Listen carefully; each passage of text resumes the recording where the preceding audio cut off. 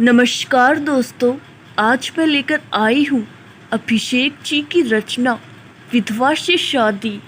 आज मैंने शादी कर ली एक अनजान लड़के से, उसकी इज्जत और जान बचाने के लिए।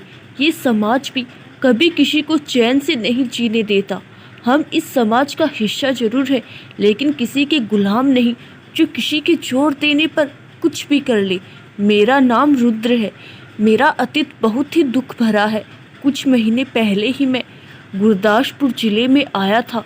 2 दिन पहले कुछ लड़के एक विधवा के साथ कुछ गलत करने की फिराक में थे। जब मैंने इसका विरोध किया तो उन लोगों ने मुझे मारा, लेकिन मैंने भी हार नहीं मानी और उन लड़कों को वहां से जाने को मजबूर कर दिया। मैं उस लड़की को लेकर वहां से निकल रहा था, तभी किसी ने पीछे से हम दोनों के सर पर मारा। उस वक्त हम दोनों किसी गली में थे। जब अगले दिन होश आया तो मैंने खुद को एक कमरे में पाया और मेरे साथ वो विधवा भी थी। मैंने ठीक से इधर इधर देखा तो वहाँ बहुत लोग थे। वो लोग सोच रहे थे कि मेरे और उस विधवा के बीच कुछ हुआ है। अगर एक बंद कमरे में 2 लोग हो तो जरूरी नहीं उनके बीच कुछ हुआ हो, लेकिन वहाँ कोई हमारी बात सुन नहीं रहा था। जब मैंने गांव वालों को बताया कि कुछ लड़के इस विधवा के साथ कुछ गलत करना चाहते थे और मैंने इसकी जान बचाई। शायद मैं ठाकुर परिवार से था, इसीलिए उन लोगों ने दिखावा किया जैसे उन्हें मेरी बात पर विश्वास हो गया हो। मैं खुशी से अपने घर चला गया, लेकिन अब भी मेरे मन में एक सवाल था, आखिर हम दोनों उस गली से उस कमरे तक कैसे पहुँचे। आज ही के दिन मैंने अपना परिवार खोया था। आज उस हादसे को 4 साल हो गए और एक हादसा आज ही हो गया। उस बेचारी विधवा और मेरे नाम को खराब करने की साजिश कौन कर सकता है। मैं यहाँ अपने मामा जी के साथ रहता हूँ और साथ में उनका परिवार, उनकी बीवी है और 2 लड़कियाँ। मेरे मामा जी गांव के ठाकुर हैं, पूरे गांव में उनकी चलती है। मैं आराम करने कमरे की तरफ ही गया था, तभी मेरा खास आदमी बिल्लू आया। रुद्र भैया, कहाँ हो आप? काफ़ी घबराया हुआ लग रहा था। जब मैंने उससे पूछा तो वो हाँफते हुए बोला, भैया वो विधवा को मार डालेंगे। मैं भी भागता हुआ उसी तरफ गया। काफ़ी भीड़ थी वहाँ। मैंने उन लोगों को रोकने की कोशिश की, मगर वो उस मासूम के पीछे ही पड़े हुए थे। ना जाने मुझे देखकर इस मासूम लड़की को क्या हो गया। वो डरती हुई मेरे पीछे छुप गई। उसकी काली आंखों में डर दिख रहा था। तभी वहाँ मेरे मामा जी आ गए, बलवंत प्रताप ठाकुर जी। उनके आते ही सभी लोगों ने सर झुका दिए। मैंने सारी बात मामा जी को बताई तो उन्होंने आधी बात सुन के ही मुझे थप्पड़ मार दिया। लोगों के कहने पर मामा जी ने उस लड़की को मारने का हुक्म दे दिया, जिसका रुद्र ने विरोध किया, लेकिन कोई फायदा नहीं। रुद्र ने अब हार मान ली थी। तभी रुद्र के पीछे से एक मासूम सी आवाज़ आई, मुझे इनके हवाले मत करो, बचा लो मुझे। मुझे कुछ हो गया तो मेरे बेटे का क्या होगा। पता नहीं उसकी बातों का क्या जादू हुआ, मैं बागी बन गया। मैंने हाथ में लोहे का डंडा पकड़ लिया और सभी लोगों को खबरदार कर दिया कि कोई इस विधवा के करीब नहीं आएगा। मैंने अपने मामा जी को भी गुस्से में बोला, मामा जी आप ये ठीक नहीं कर रहे। मामा जी, इस मासूम को मार के क्या मिलेगा आपको? कल रात कुछ नहीं हुआ हमारे बीच। मामा जी बोले, एक ही रास्ता है तुम्हारे पास, अगर तुम इसे बचाना चाहते हो। मैंने खुशी से बोला, मामा जी मैं कुछ भी करूँगा, लेकिन इसको एक खरोच भी नहीं आने दूंगा। वो डरी सहमी विधवा बोलती है, आप मेरी वजह से मुसीबत में मत पड़ो। मैंने उसे हल्की आवाज़ में कहा कि आपकी कोई गलती नहीं है, ऐसे कैसे मौत की सजा देंगे ये आपको। तभी मामा जी बोलते हैं, शादी करनी होगी तुम्हें इस विधवा से। चारों तरफ खामोशी सी छा गई थी। वो विधवा भी हल्की आवाज़ में बोली, मैं मरना पसंद करूँगी, लेकिन शादी नहीं। पता नहीं मेरे मन में क्या आया, मैंने हामी भर दी। अब वो खामोशी हल्ले में बदल गई थी। चारों तरफ लोग बातें बना रहे थे। अभी रात होने में थोड़ा वक्त था। वो विधवा गुस्से में बोली, तुमने शादी करके साबित कर लिया कि उस रात कुछ तो हुआ था। एक बात याद रखना, मैं कभी माफ़ नहीं करूँगी तुम्हें। मैंने मदद मांगी थी, कोई एहसान नहीं। उसी रात रुद्र और विधवा की शादी करवा दी गई। रुद्र की शादी एक अनजान लड़की से हो गई। दोनों एक दूसरे को नहीं जानते थे। दो अनजान एक पवित्र रिश्ते में बंध चुके थे। दो अनजान एक अनोखे रिश्ते में बंध चुके थे। दोनों एक दूसरे के अतीत से अनजान थे। शायद विधि के विधान को यही मंजूर था। प्राची नाम है विधवा का, जो अब रुद्र की बीवी बन चुकी है। प्राची का 4 साल का बेटा है, जिसका नाम अविनाश है। प्राची के परिवार में और कोई नहीं है, या अगर है तो कहाँ रहते हैं कोई नहीं जानता। दोनों के बीच एक और डोर भी है, जिससे दोनों अनजान है।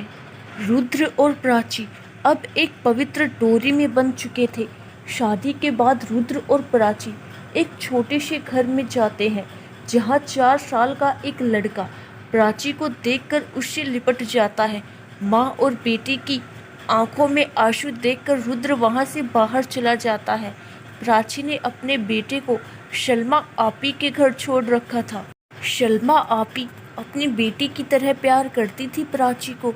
इस गांव में शल्मा आपी की बहुत इज्जत और सम्मान है। शल्मा आपी प्राची को संभालते हुए बोलती है, तुम्हारी शादी जैसी भी खराब परिस्थिति में हुई हो, लेकिन अब वो अनजान लड़का तुम्हारा मियाँ है, पति है। अब तुम्हें उसके घर जाना होगा। प्राची घबराते हुए, मैं नहीं जाऊंगी उसके साथ। मैं तो उसको अच्छा इंसान समझती थी, लेकिन उसने मेरे ना कहने पर भी शादी कर ली। मुझे तो लगता उस रात वहीं लेकर गया होगा मुझे उस कमरे में।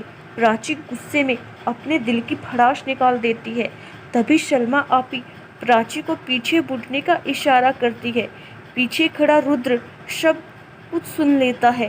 रुद्र हल्की आवाज में जाने का इशारा करता है। रुद्र नन्हे अविनाश के पास जाता है, लेकिन अविनाश घबरा जाता है। रुद्र प्यार से अविनाश के सर पर हाथ फेरता है। तीनों गाड़ी में बैठ जाते हैं। अविनाश नींद में गलती से रुद्र की गोद में सो जाता है। रुद्र सोचता है, अगर आज मेरा बच्चा जिंदा होता तो इसी उम्र का होता। वो प्यार से उसके सर पर हाथ फेरने वाला था। तभी प्राची गुस्से में अविनाश को अपनी तरफ लेती है। रुद्र हल्की आवाज में बोलता है, अगर मैं आपसे शादी के लिए हाँ नहीं बोलता तो वो दरिंदे आपको मार डालते। प्राची नजरें झुकाकर बोलती है, शादी करके कौन से जीने लायक छोड़ा है मुझे। मैं अपने पति की विधवा बनकर जी लेती। खुश थी मैं इस जिंदगी से। रुद्र हंसते हुए बोलता है, हाँ कितनी खुश थी। देख लिया मैंने, मुझसे शादी करके कम से कम तुम्हारे बेटे के पास माँ तो है। अगर मैं शादी नहीं करता तो इस बेचारे के पास माँ नहीं होती। क्या होता फिर इसका, कभी सोचा है तुमने? मैंने भी ये शादी खुशी से नहीं की।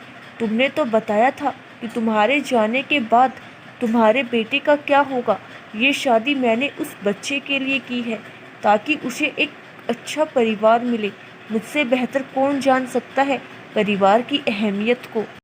दोनों घर पहुंचते हैं, जहां परिवार के सभी लोग रुद्र से गुस्सा थे। रुद्र के मामा जी की 2 बेटियां थीं, जिनका नाम सीमा और ऋतु था।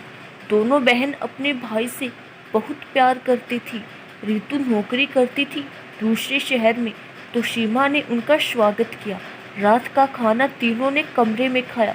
अविनाश के लिए तो रुद्र अनजान था। अविनाश डर रहा था रुद्र को देखकर। तभी मामा जी रुद्र को अपने कमरे में बुलाते हैं। मामा और मामी जी रुद्र को गुस्से से बोलते हैं, क्या क्या तूने रुद्र, कम से कम हमारी इज्जत का तो ख्याल किया होता। मैं तुम्हें यहाँ इसीलिए लाई थी ताकि तुम जिंदगी में वापस आओ, लेकिन तुमने तो अपने सर पर जिम्मेदारी का बोझ ले लिया है। रुद्र प्यार से अपनी मामी जी को समझाता है, उस रात ऐसा कुछ नहीं हुआ था, किसी ने हमें फंसाया है।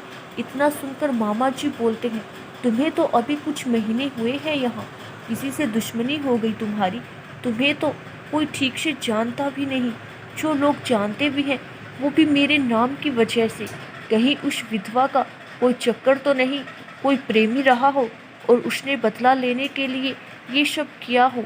इतने में रुद्र गुस्से में अपने हाथों को कसते हुए बोला, खबरदार मामा जी, जो उसके खिलाफ कुछ बोला तो बीवी है वो मेरी, मैं उसके खिलाफ कुछ नहीं सुनूंगा।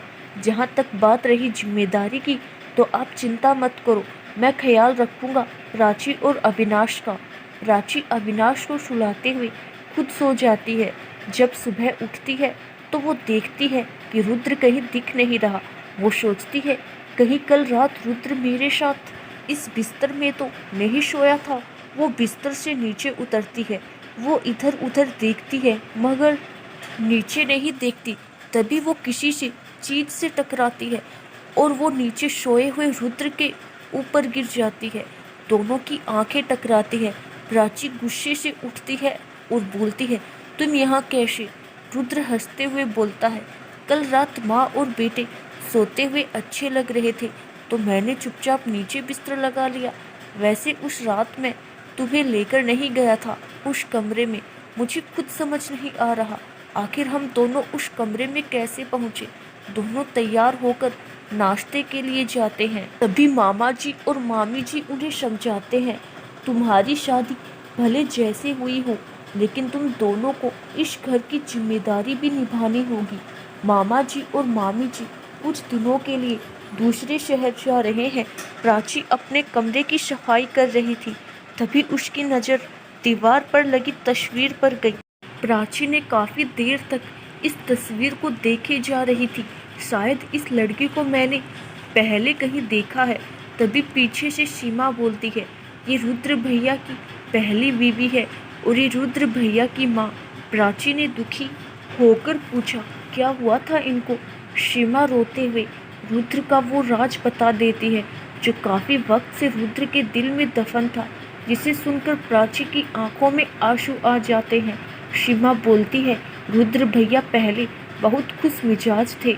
जब भी यहाँ आते थे तो हमें घुमाने ले जाते और बहुत सारी मस्ती करते थे। आज वो अपने अंदर बहुत सारे राज और दर्द दफन करके बैठे हैं। मैं जानती हूँ भाई को उस दिन भी वो आपको बचाने ही गए थे, वरना आज के वक्त में कौन किसके लिए इतना जोखिम लेता है। वैसे मैं आपको भाभी बोल सकती हूँ। प्राची ने हंसते हुए हामी भरी। आखिर ऐसा क्या राज है रुद्र का जिसे सुनकर प्राची की आंखों में आंसू आ गए? इसके लिए आपको अगला भाग आने का इंतजार करना होगा। धन्यवाद।